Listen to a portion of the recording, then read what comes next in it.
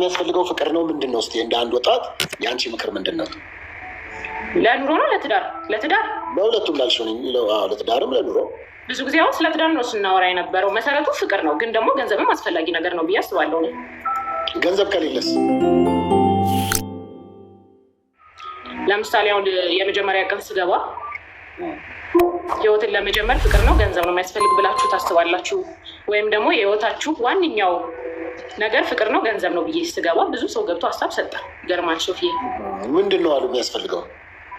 ለኑሮም ለትዳርም ለሁሉም ነገር ገንዘብ ያስፈልጋል። መሰረቱ እሱ ነው አሉ። እሺ የአንቺ ሀሳብስ ምንድን ነው? የሰዎችን ሀሳብ ሰማው።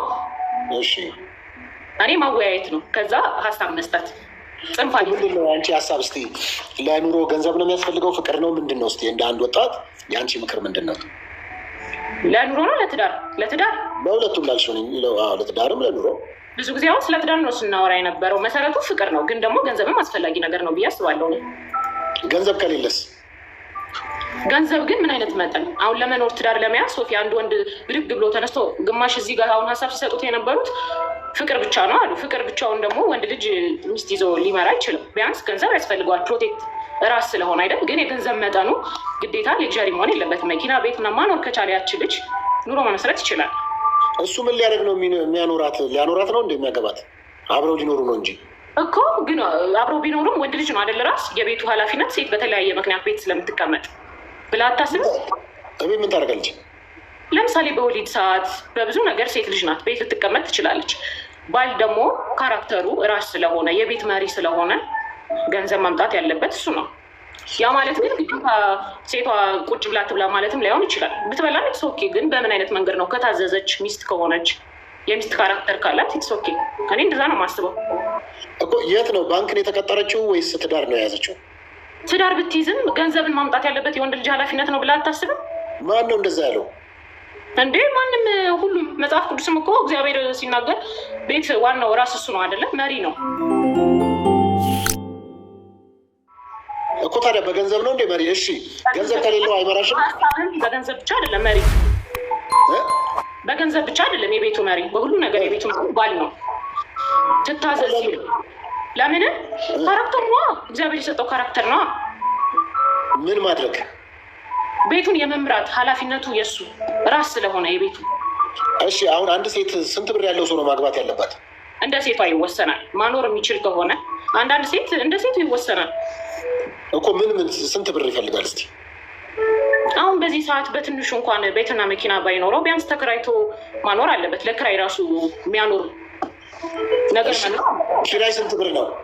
ኪራይ ስንት ብር ነው? የቤት ኪራይ እንደ ቤቱ ይለያያል። እስከ 20,000 ከ20,000 ጀምሮ አለ። ትንሽ ካልክ ደግሞ እስከ 9,000 8,000። በዚህ በኛ ሀገር እንደዛ ነው። አዲስ አበባ 9,000 ብር 20,000 ብር ቤት አለ። ሰርቪስ ቤት ከግቢ ቤቶች ጀርባ እና ከጀርባ ታስሮ ነው አግብቶ ነው የሚገባው እዛ እስር ቤት ኖ አትሊስት አፓርትመንት ምናምን ነው የሚገባው አይደለ? አቤት ገብቶታል። ፋይት ሊያደርገኝ ፈልጎ ነው። ኖ አትሊስት አንቺ አሁን የምታገቢው ባል ካላገባሽ አፓርትመንት እንኳን ያለው ሰርቪስ ቤት ውስጥ እንግባ ብለሽ ትገቢያለሽ። አሁን አንቺ ፍቅር ካለ ምን ችግር አለ? እኔ ከወደድኩት እሱ ራስ ከሆነ ፕሮቴክት የሚያደርገኝ ከሆነ ዊች ኢዝ ጉድ። እንደዛ ከሆነ ውጭም እንኑር ካለሽ የሆነች በላስቲክም የተሸፈነች ከሆነ ትገቢያለሽ ማለት ነው፣ ፍቅር ስለሆነ። እሱን አላልኩም። በላስቲክ ተሸፍኖ ማንም ሀሳቤን ተረዳው። ሶፊዬ ለማለት የፈለግኩትን ሀሳቤን ተረዳው።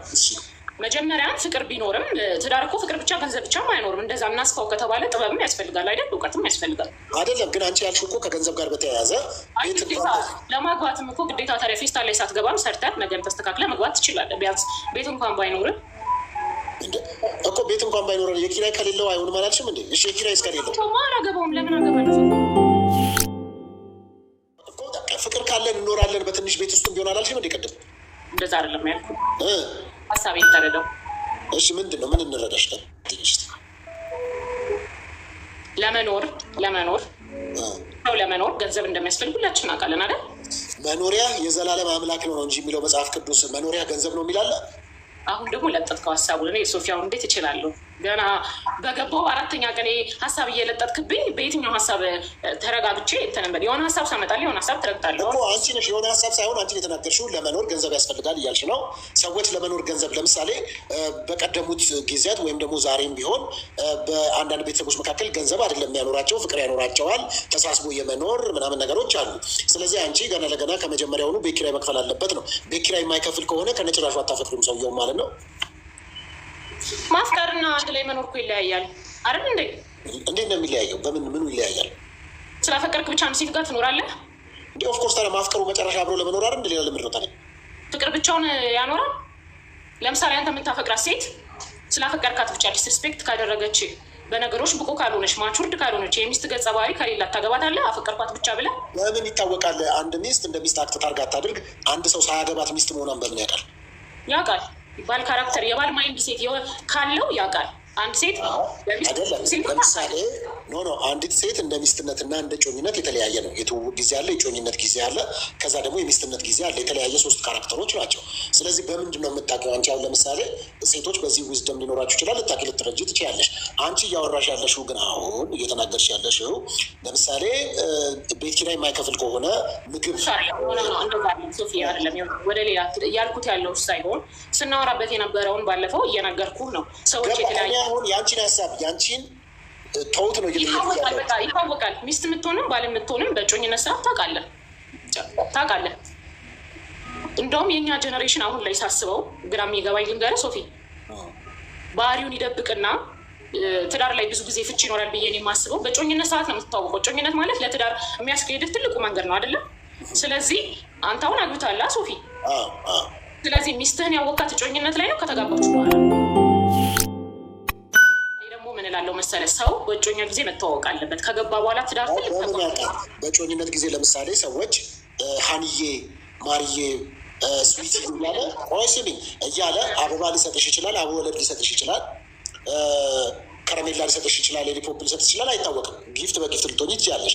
የትዳር ህይወት ውስጥ ግን አበባ ይቀጥላል አይቀጥልም?